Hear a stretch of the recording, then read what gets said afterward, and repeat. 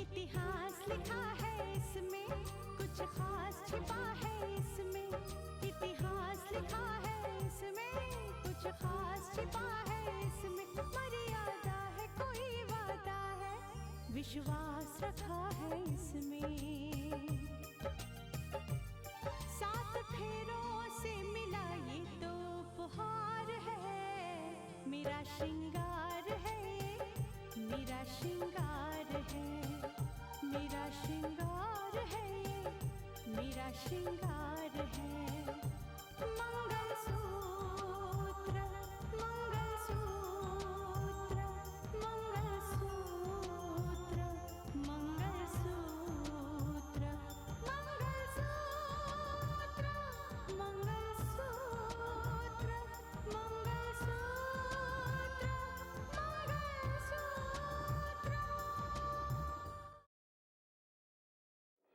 नेहा जी जो इस वक्त पुलिस कस्टडी में है वो प्रेग्नेंट है सर। इसलिए भाभी जी अब आप स्नेहा के बारे में छोड़कर उस मासूम के बारे में सोचो।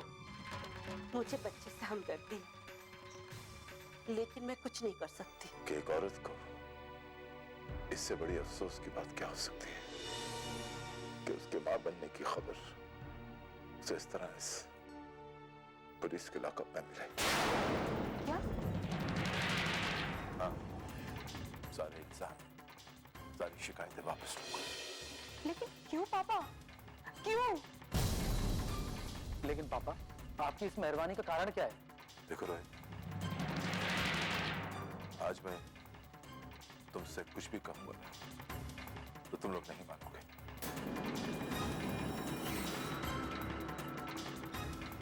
तुम्हें समझ ही नहीं आएगा कि मैं ऐसा क्यों कर रहा हूं, इसलिए मेरा खामोश रहना ही बेहतर है। मैं फिलहाल इसका कोई जवाब तुम्हें नहीं दूंगा। नहीं नहीं पापा, मैं खामोश नहीं रहूंगी। मैं उन मुजरिमों को कभी नहीं माफ कर सकती, हरगिज नहीं। कृतिका,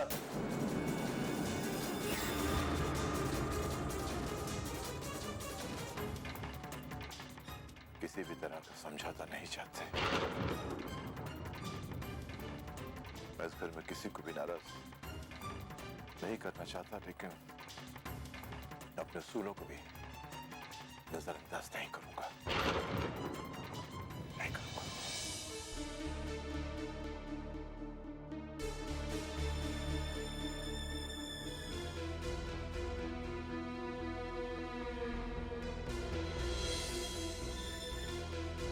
क्या सोच रहे हो कि जमानत कराने कौन आएगा? कोई नहीं आएगा। अरे जैसा खुद का भाई दुश्मन हो उसको तो गैर भी दुश्मन होते हैं। मैं अपनी जमानत के बारे में नहीं सोच रहा हूँ, मैं तो कुछ और ही सोच रहा हूँ। तो फिर तुम क्या सोच रहे हो?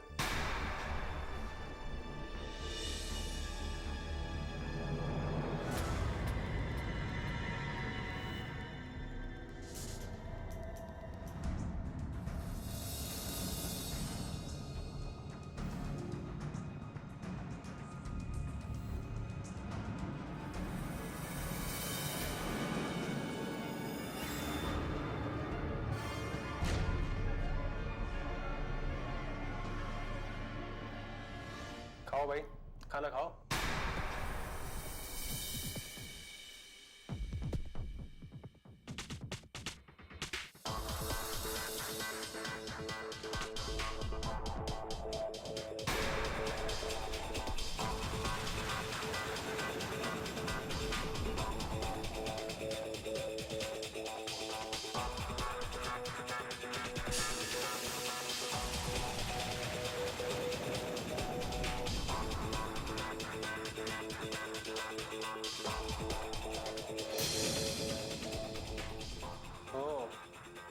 तो तुम इसी का वेट कर रहे थे? हाँ, जब तक काम नहीं हो जाता तब तक मैं अपने आप को भी नहीं बताता, ये मेरी आदत है। सूर्य जी,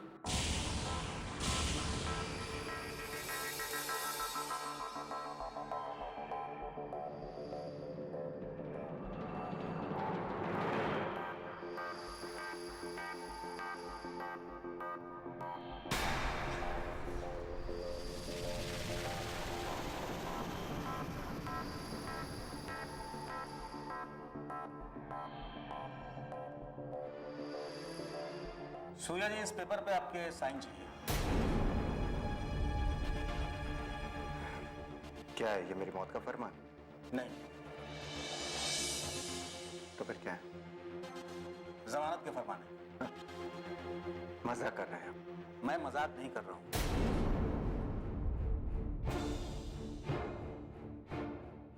अच्छा, मैं जान सकता हूँ कि किसने करवाई मेरी जमानत? जज आदित्य प्रताप जी ने।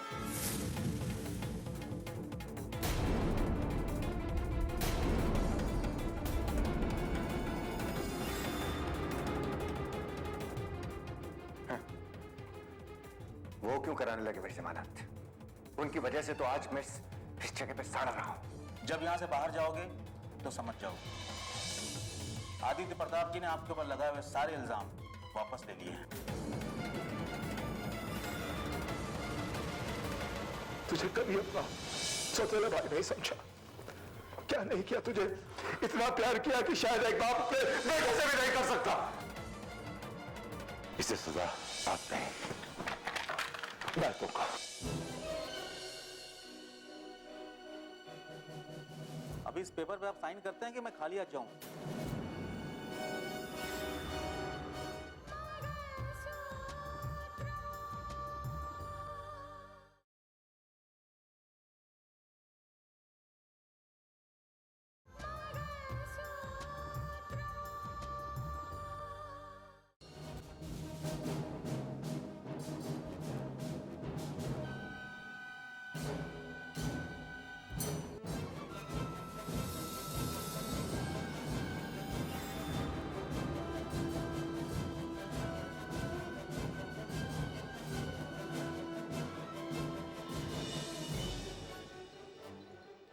कमाल है यार, तुम्हारी तो लॉटरी निकल गई। तुम्हारा भाई भाई नहीं, मसीहा है, मसीहा। हाँ।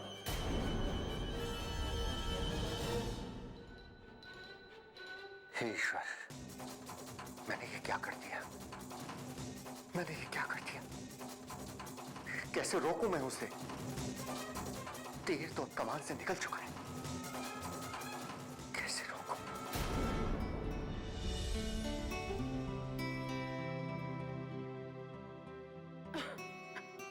बहू, जी पापा जी।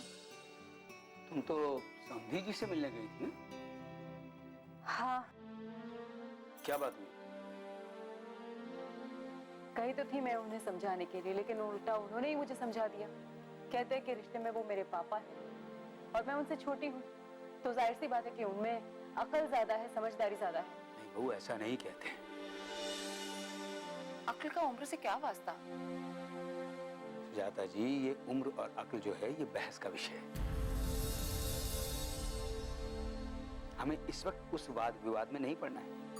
हमें तो ये देखना है कि समधी जी और बहू के बीच जो बातचीत हुई उसका क्या नतीजा निकला। नतीजा कुछ नहीं निकला। मेरे पापा अपने भाई को माफ करना चाहते हैं, पुरानी सारी बातें भूलना चाहते हैं। दरअसल हुआ ये कि लॉकअप में चाचा जी प्रेग्नेंट है, ये खबर आई, और चाचा जी के खिलाफ वो जो शिकायत दर्ज की थी ना पापा ने, वो भी वो वापस लेना चाहते हैं। मुझे तो तरस आता है समधी जी पर।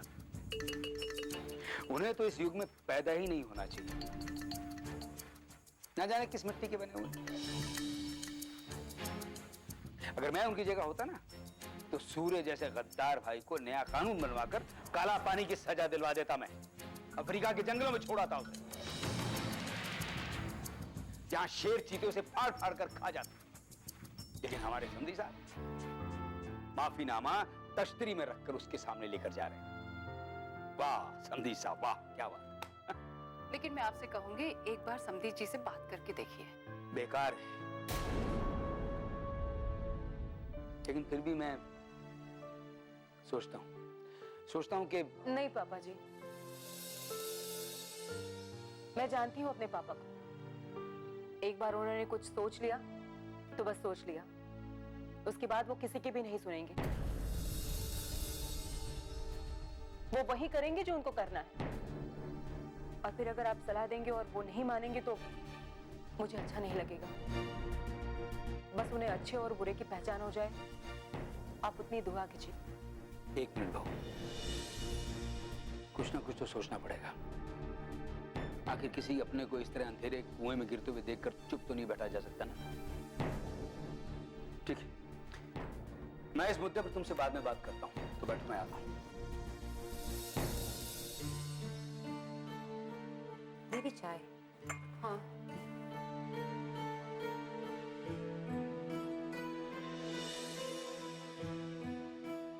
आंटी जी, घर में बहुत बड़ी मुसीबत आ गई है। वो 1000-1200 रुपए मिल जाते तो अच्छा हो जाता।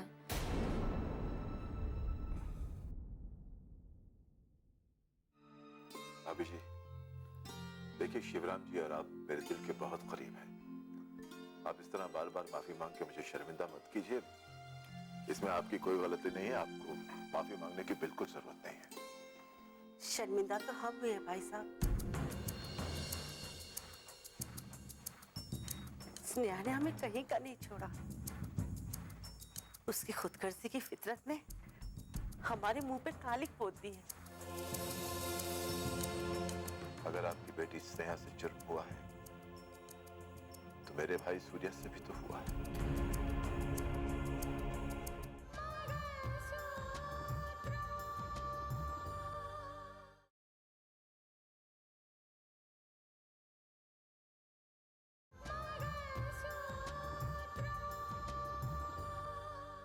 शर्मिंदगी तो मुझे भी महसूस होनी चाहिए।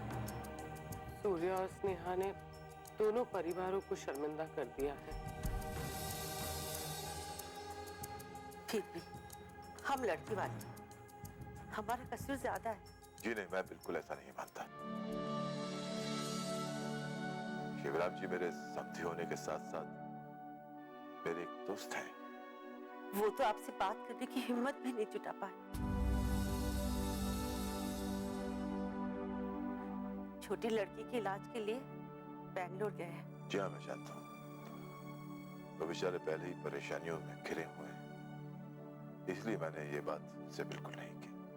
भाई साहब, आपसे क्षमा मांगने के साथ एक विनती भी करने आई हूँ। अभी जी आप क्या कह रही हैं, प्लीज? पार्वती जी, जो भी कहना अधिकार के साथ कहिए। प्लीज हाथ जोड़ के विनती मत कीजिए। देखिए, इस तरह करके ना आप हमें पराया कर रही हैं। पहले वादा कीजिए कि आप मेरी बात मानेंगे। वादा कीजिए ना भाई साहब।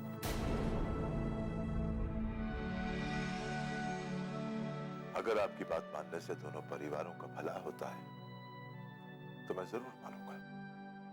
पार्वती जी, बोलिए ना, आपके मन में क्या है? भाई साहब, आप सूर्य और स्नेहा के खिलाफ केस वापस मत लीजिए। लेकिन क्यों? क्योंकि उन्हें उनकी कर्मों की सजा मिलनी ही चाहिए।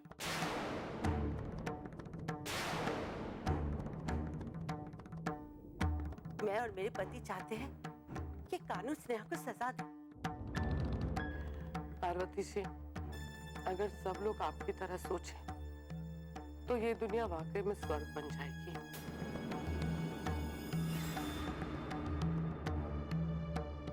भाई साहब, आप मेरी बात मानेंगे ना? नहीं, मैं आपकी बात हरगिज़ नहीं मान सकता।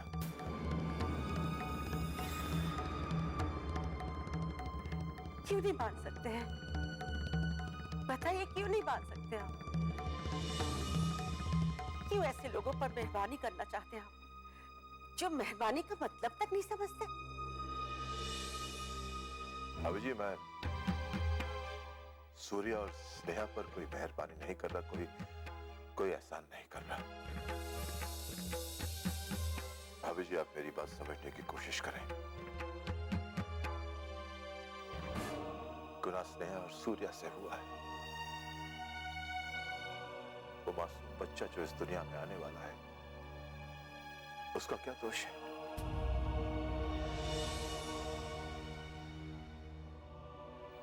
वो मेरे परिवार का एक हिस्सा है। क्या मैं उसकी किस्मत में लिख दूं कि तेरा जन्म जेल के किसी हॉस्पिटल में होगा? मेरे लिए रोहित और रितिका की तरह है वो। उस बच्चे के लिए भी मेरे दिल में उतना ही प्यार है। मैं ऐसा बिल्कुल नहीं करूंगा। भाभी जी, मैं अपना फैसला नहीं बदलूंगा।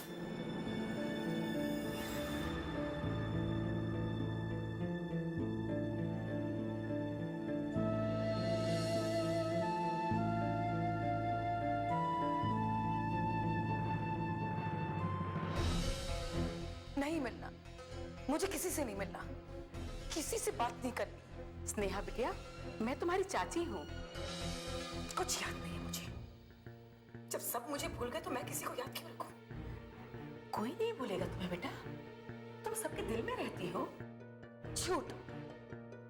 मेरी माँ ने, मेरे पापा ने मुझे बेटी मानने से इनकार कर दिया, बस पराया कर दिया।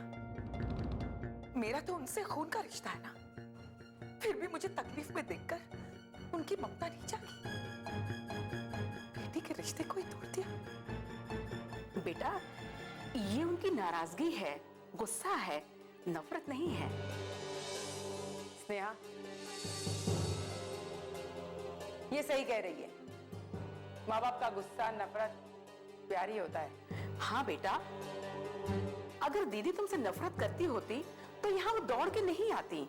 वो मुझसे नहीं, मेरे दुश्मन से मिलने गई है, भाई जी से माफी मांगने गई है।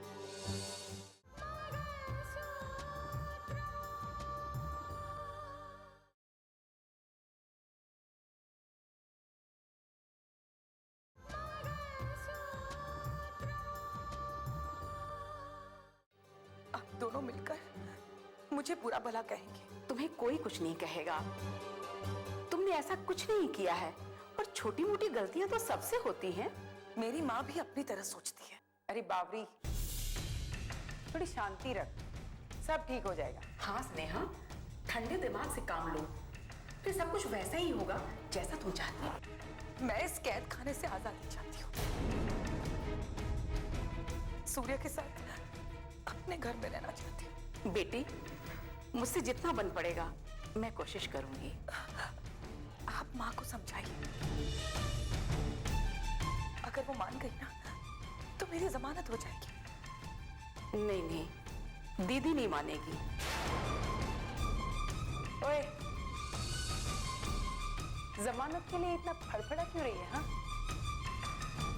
2-4 महीने यहाँ रह ही ले, खा पी, सेहत बना, फिर चली जाना। चुप रहो, तुम्हें बीच में बोलने की जरूरत नहीं है। ठीक है भाई, मैं तो मुफ्त की सलाह दे रही थी। अब तुम्हें चाहिए तो लो, नहीं चाहिए तो मत लो। इतना गुस्सा क्यों कर रही है? हाँ चाची, अगर आप मुझे बेगुनाह समझती है तो आप मेरी जमानत करवा दीजिए, वरना मैं यहाँ घुट के मर जाऊं। अगर मैं बाहर नहीं आई ना तो मैं अपने आप को मार डालूंगी। नहीं स्नेहा, ऐसा नहीं कहते। तो फिर क्या करूं? मैं निराश हो गई। नहीं बेटा, मैं तुम्हारी निराशा को आशा में बदल दूंगी।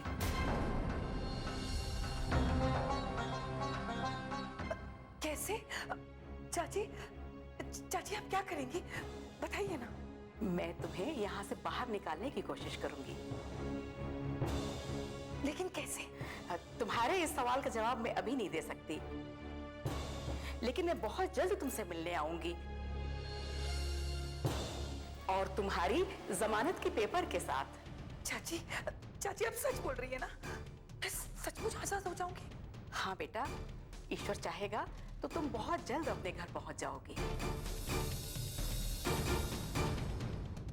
अच्छा, अब मैं चलती हूँ। नमस्ते चाची। खुश रहो, खुश रहो।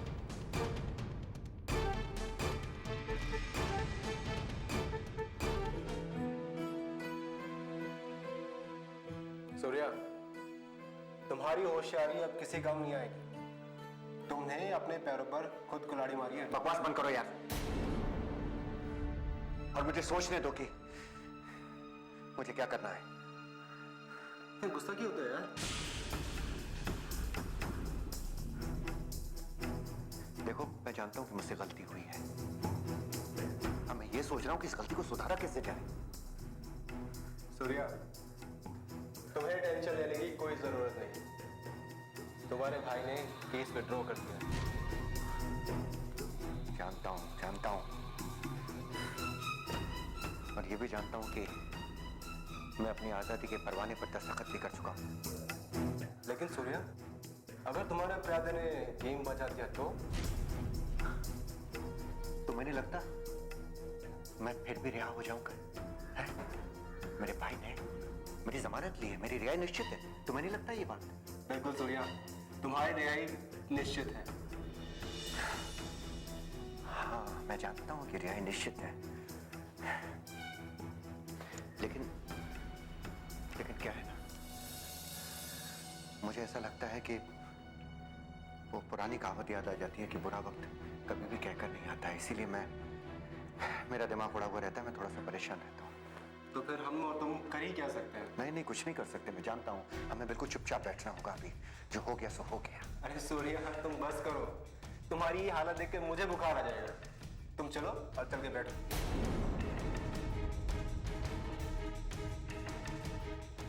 हे भगवान, मेरा तीर निशाने से चूक जाए, मेरा मोहरा अपनी चाल ना चले, वो रास्ता भूल जाए, भटक जाए और भाई जी बच जाए।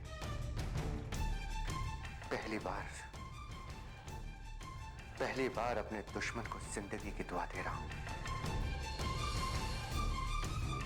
हे भगवान, किसी तरह से मेरे दुश्मन को बचा लेना।